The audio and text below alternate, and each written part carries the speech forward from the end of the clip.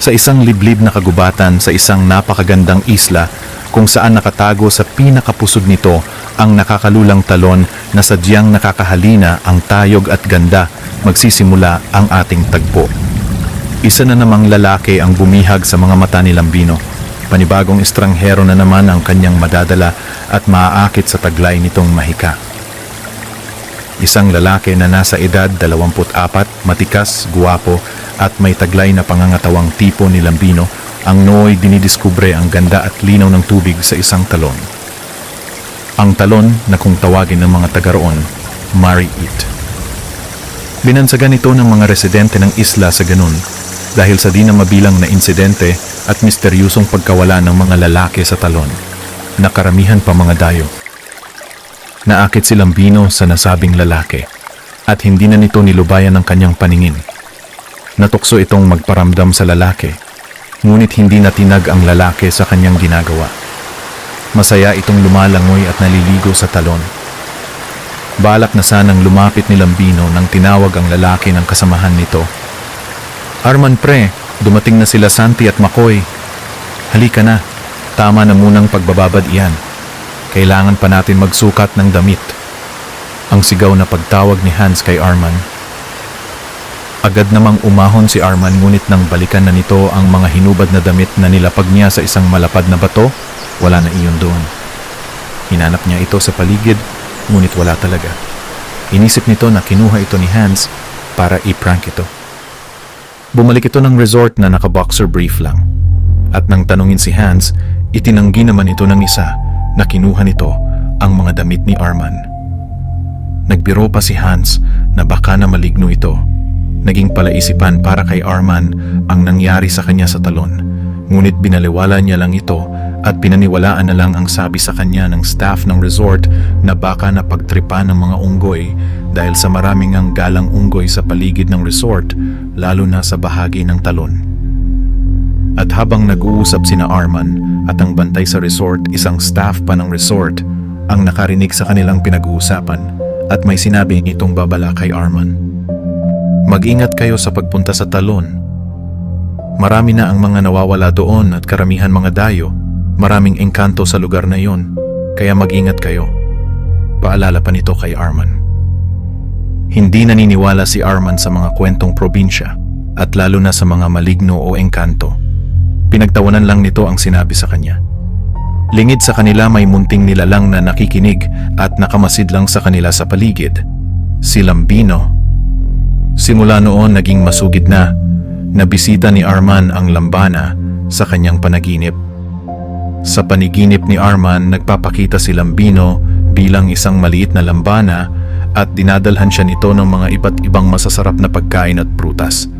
Hindi naniniwala si Arman sa mga uri ni Lambino. Ngunit may kung ano itong ginawa sa lalaki na para bang manghang-mangha si Arman sa kanya. Matapos bigyan ng pagkain ng lalaki, dinadala nito si Arman sa may talon. At kapag narating na ni Arman ang pinakabungad ng talon, nagigising na ito. Kinabukasan noon, dinalaw ng wedding coordinator ang tinutuluyan ng magbabarkada para magsukat ng kanilang mga damit para sa kasal ng kaibigan nilang si Tope. Nasa living area na ang lahat, maliban kay Arman. "Gen, Hans, di ba roommate kayo? Wala ba doon si Arman?" Tanong ni Tope sa mga kaibigan na kasama ni Arman sa kwarto. "Maaga akong nagising kanina mga alas 4. Wala na sa kama niya si Arman. Akala ko nga maaga ding bumangon para magkape. Pero nang binaba ko, hindi daw siya nakita ng staff na bumaba." Sagot ni Jin kay Tope. Wala rin alam si Hans dahil pagkagising nito, mag-isa na lang ito sa kanilang silid. Bago pa masayang ang oras, nagsimula na lang magsukat ng damit ang iba. Inakala ng lahat na babalik din si Arman ng mga sandaling iyon, kaya naghintay pa ang wedding coordinator.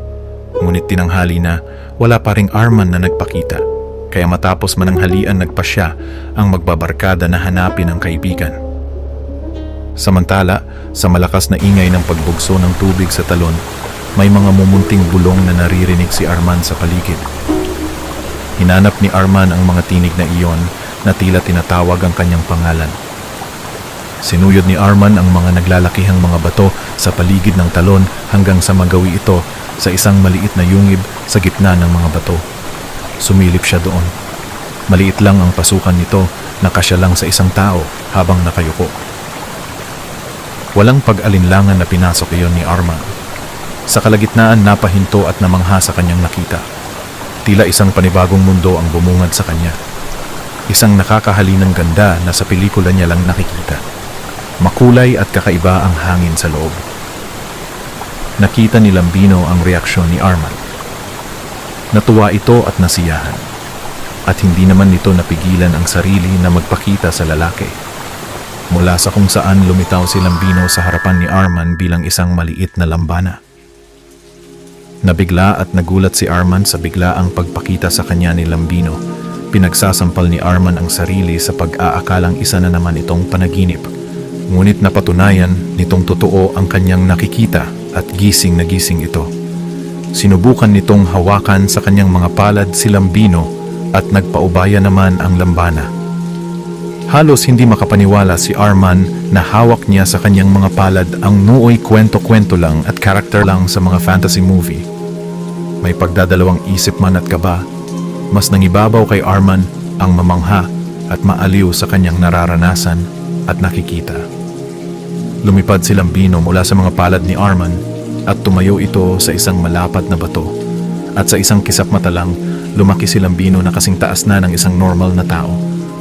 Na mas ikinamangha pa lalo ni Arman sa taglay na gandang lalaki ng isang lambana na nakatayo sa kanyang harapan. Sa puntong iyon, nagsimula ng akitin ni Lambino si Arman. Tinanggal nito ang tabing sa kanyang harapan at sinimulang laruin ang kanyang pag-aari. Napaatras sa gulat si Arman sa ginawa ni Lambino. At mas nagulat ito nang makita na mayroon din palang ari na parang sa tao ang lambana. May kahabaan at kalakihan na taglay ang ari ni Lambino. Tuloy lang sa paglalaro sa kanyang sarili si Lambino. Marahan nitong tinataas baba ang kanyang kamay sa nagmumura nitong tarugo na tirik na tirik. Tinatakam nito ang titig na si Arman. Hindi maipaliwanag ni Arman ang nangyayari sa sarili, nag-iinit ito. Unti-unti na rin nabibigyan ng sigla at buhay ang pagkalalaki nito. Pansinin na ang hulmadong bakat nito sa puti nitong brief. "Ano itong ginagawa mo?" tanong ni Arman bilang pagtataka sa mga nangyayari. "Gusto kita at nais kong magpakasaya na kasama ka. Ariin mo ako ng iyong ari. Angkinin mo ang katawan ko at ialay mo sa akin ang katas mo. Halikan mo ako, Arman." Isang utos mula kay Lambino. Tila nawala sa katinuan si Arman, tulala itong nakatingin sa lambana. Gumawad ng isang ngiti si Lambino sa lalaki. Inakit nito si Arman at pinapalapit sa kanya. Sunod-sunuran naman ang lalaki na nooy ginapangan na ng libog sa katawan.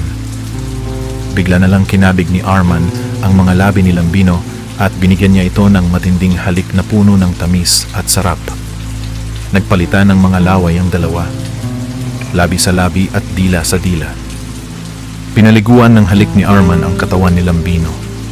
Mula sa leeg, pababa sa dibdib at mga utong hanggang sa ibaba ng puson ni Lambino, pinasadahan ni Arman ng pagdila at halik. At nang dumako na ito sa ulo ng tarugo ni Lambino, napatigil ito. Hinubad ni Arman ang suot na puting brief at inutusan si Lambino na gawin din sa kanya ang ginawa nito. Hindi naman tumanggi si Lambino at binigay kay Arman ang kanyang hiling. Nagpakalunod sa romansa ang dalawa. Kapwa sabik at uhaw sa talpakan ang kanilang mga tarugo. Matinding libog ang bumalot sa dalawa. Nakailang pagpapraos na ang dalawa ngunit walang awat pa rin ang kanilang kangkangan.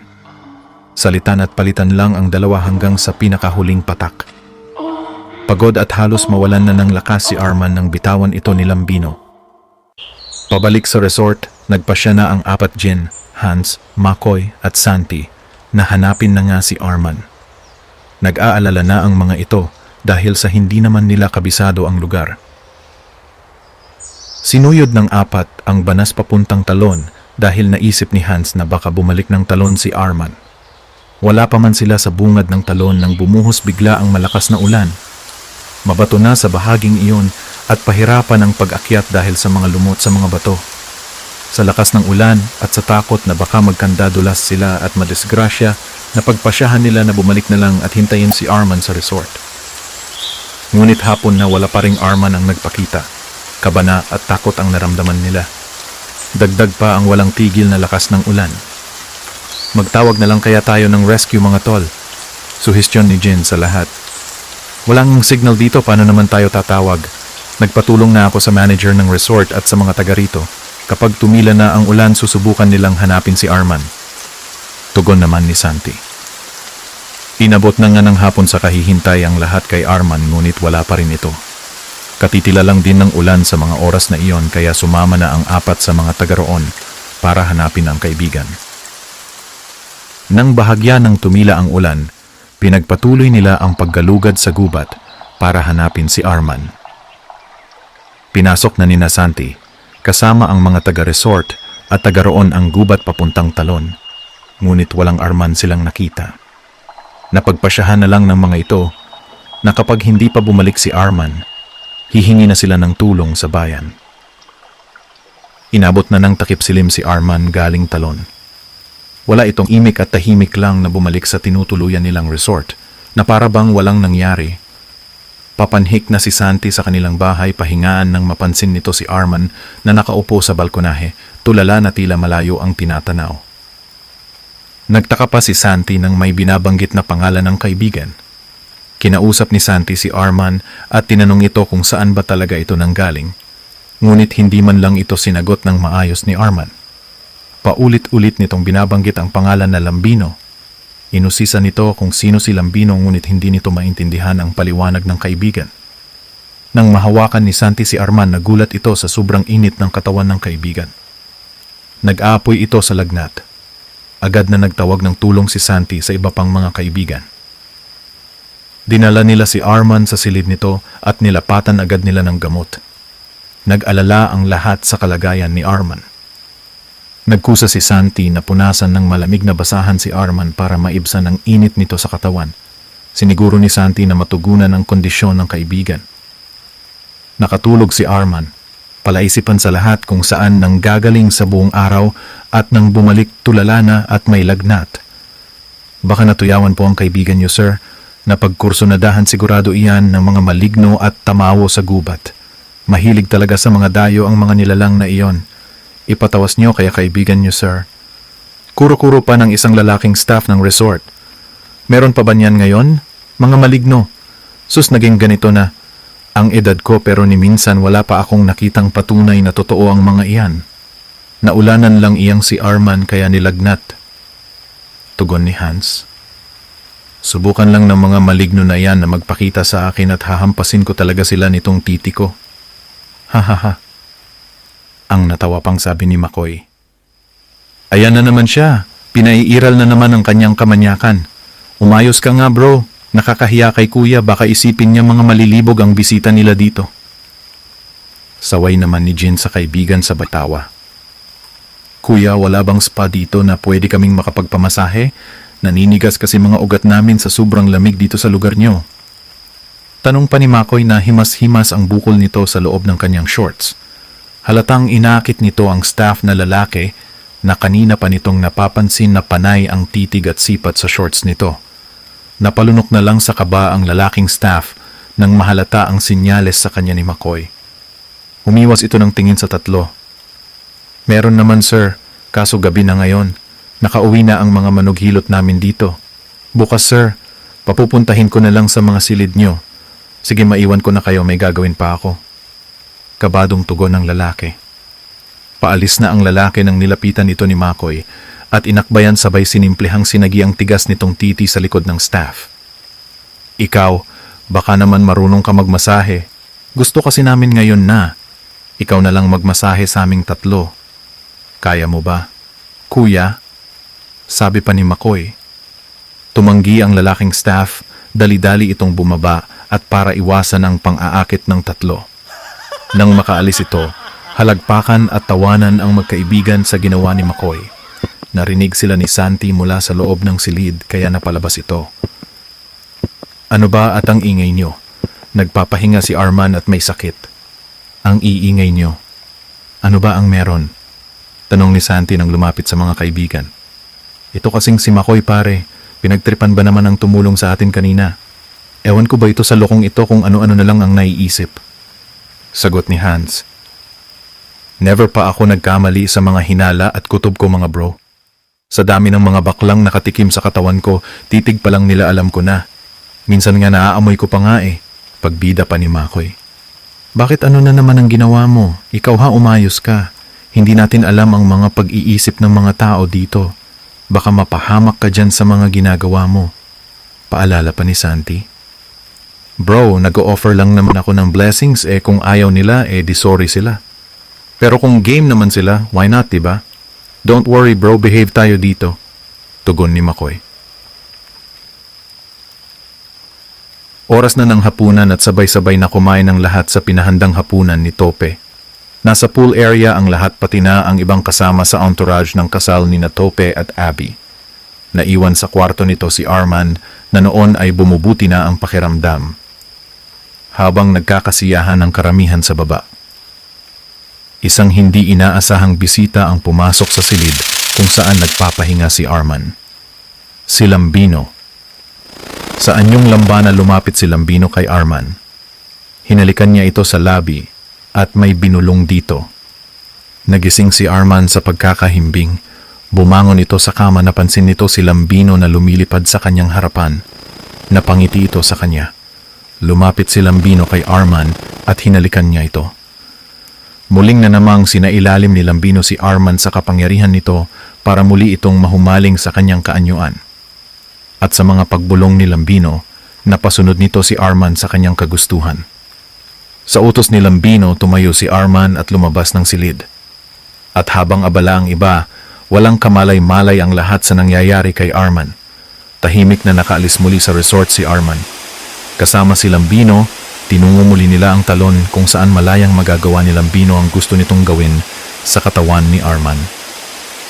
Nahiga sa malapad na bato si Arman na walang saplot sa katawan na tila isang pagkain na nakahain sa hapag. Tuwang-tuwa ang lambanang si Lambino na pinagmamasdan ang kabuuhan ng lalaki. Ramdam na nito ang kakaibang init ng kalibugan sa katawan. Unat na ang tigas na nitong tarugo. Nagpalit na ito ng anyo upang maging kapantay na nito sa laki si Arman. Agad itong sumampa sa nakahaing katawan ng lalaki. Agad namang napabangon si Arman at kinabig ang balakang ni Lambino palapit sa kanya. Pinaghahalikan nito sa dibdib si Lambino na nagdulot sa lambanan ng kakaibang kiliti. Sarap na sarap ito sa bawat pagdila at pagsupsup ni Arman sa kanyang mga utong at dibdib. Napaliyad ito sa sarap. Tayong-tayo na rin ang nagwawalang tarugo ni Arman na kumikiskis sa hiwa ni Lambino. Gabakal na sa tigas ang kargada nito, nasabik ng pasakan ang matambok na puwet ng lambana. Nilaplap ni Lambino ang nguso ni Arman. Ginawa niya itong suso, higop laway at dilaan ng dalawa habang nagpapagalingan sa halikan. Nilokob na ng matinding kalibugan ang dalawa at tangay na ang mga ito sa sarap ng kanilang pagbakbakan. Pinahiga ni Lambino si Arman at umayos ito ng posisyon sa ibabaw ng lalaki. Pinabukan ito ng husto si Arman at nang malantad na sa kanya ang kaharian ng lalaki, pigil hininga nitong sinubsob ang kanyang ulo sa pagitan ng hita ni Arman at sinubo ng buo ang mataba, mahaba at tirik na tarugo ng lalaki. Walang sayad, walang sabit, swabeng-swabe. Napaungol si Arman sa ginawang pagtaas-baba ni Lambino sa kanyang titi. Lalo na nang nilaro-laro pa ni Lambino ng dila nito ang dulong butas ng ulo ng taro ni Arman. Hindi mapigilan ni Arman ang mapamura at mapaungol sa galing ni Lambino sa pagsubo. Habang nagpapakasawa ang lambana sa titi ni Arman, nakatutok naman sa mukha ng lalaki ang tigas din nitong tarugo na tila inaanyayahan si Arman na kainin din ito. At dahil sa tindi ng libog at kasarapan, natukso si Arman na isubo rin ang ahas ni Lambino. Napahinto si Lambino sa kanyang ginagawa nang maramdaman ang pagsayad ng mga labi ni Arman sa kabuuhan ng tarugo nito. Ang init ng hininga ni Arman ang lalong nagpatindi ng kalibugan ni Lambino kaya hindi nito napigilan na kaldagin ng biglaan ang bibig ni Arman. Halos maluha si Arman nang masagad hanggang sa lalamunan nito ang tarugo ni Lambino. Napansin ito ni Lambino kaya umayos ito para hindi masyadong mahirapan si Arman. Nagpakasawa ang dalawa sa pagpapaligaya sa kanilang mga sarili at katawan. Walang tinira kahit huling patak si Lambino sa katas ni Arman. Pagod at lupaypay na si Arman nang hinintuan ito ni Lambino. Agad din naman nitong binalik ang lalaki na parang walang nangyari gamit ang kapangyarihan nito. Antok na ang lahat matapos magkasarapan sa kwentuhan sa baba. Kanya-kanya nang pasok ang lahat sa kanilang mga silid. Papasok na si Santi sa kanilang silid nang mapansin nitong bahagyang nakabukas ang pinto. At sa sahig ng pintuan may mga tuyong dahon at maliliit na talulot ng mga bulaklak na nakakalat. Nagtaka ito kung paano ito napunta iyon doon. Agad na pumasok si Santi para tingnan si Arman. Nakahinga ito nang malalim nang makita ang tulog na kaibigan. Nilapitan niya ito para tingnan kung may lagnat pa ba ito. Ngunit nagulat ito nang mapansing basa ang katawan ni Arman. Wala na itong lagnat at inakala nitong pawis lang ito ng kaibigan. Ngunit nang tuklapin nito ang kumot tumambad sa kanya ang hubot-hubad na katawan ni Arman at tila ba nababad ito sa tubig dahil pati ang hinihiga ang kama ay basa. May mga tuyong dahon din at mga talulot ng mga bulaklak na nagkalat sa higaan ni Arman. May mga dumi rin ng lupa ang mga talampakan nito. Nabahala man, mas inuna ni Santi na ayusin si Arman. Ginising niya ito para tanungin, ngunit wala itong nakuhang sagot kay Arman. Hindi rin nito alam kung ano ang nangyari sa kanya. Ayon lang kay Arman na naginip itong naglalakad sa may gubat. "Bumangon ka ba kanina, pare? Nasaan na ang mga damit mo? Kanina, nang iwan kita dito may damit ka pa. Sino ang naghubad sa'yo?" Tanong ni Santi. "Hindi ko alam, pare. Wala akong matandaan. Ngunit sa panaginip ko, naglalakad ako sa gitna ng gubat hanggang doon lang ang naalala ko." Sagot ni Arman. "Anyway, lumipat ka muna sa kama ko. Tatawag lang ako ng staff para palitan ng isang kama. Tindi mo rin magpawis, pare. Basang-basa ang higaan mo. Umihi ka pa yata. Tapos ipapalinis ko na rin ang mga kalat dito." "Paano ba kasi napasok ang mga ito dito?" Sabi pa ni Santi. "Pare, naniniwala ka ba sa mga fairies? Mga lambana?" Naitanong pa ni Arman. "Ano ka ba, pare? Ano ba klaseng tanong iyan?" "Siyempre hindi. Tingin ko may lagnat ka pa. Kung ano-ano yang nasasabi mo, magpahinga ka na at bukas magsukat ka ng isusuot mo sa kasal. Kung saan-saan ka pa kasi sumusuksok." Tugon ni Santi bago ito lumabas ng silid. Lingid sa dalawa, nasa paligid lang si Lambino at nakikinig sa kanilang pag-uusap. "Guwapo rin ang isang ito. Pero, tsaka ka na. Hindi pa ako nagsasawa sa katawan ng kaibigan mo. Saan ba at sa akin din ang hantungan mo? Sa ngayon si Arman na muna. Tapos ikaw, Santi. Tapos iyong iba pa.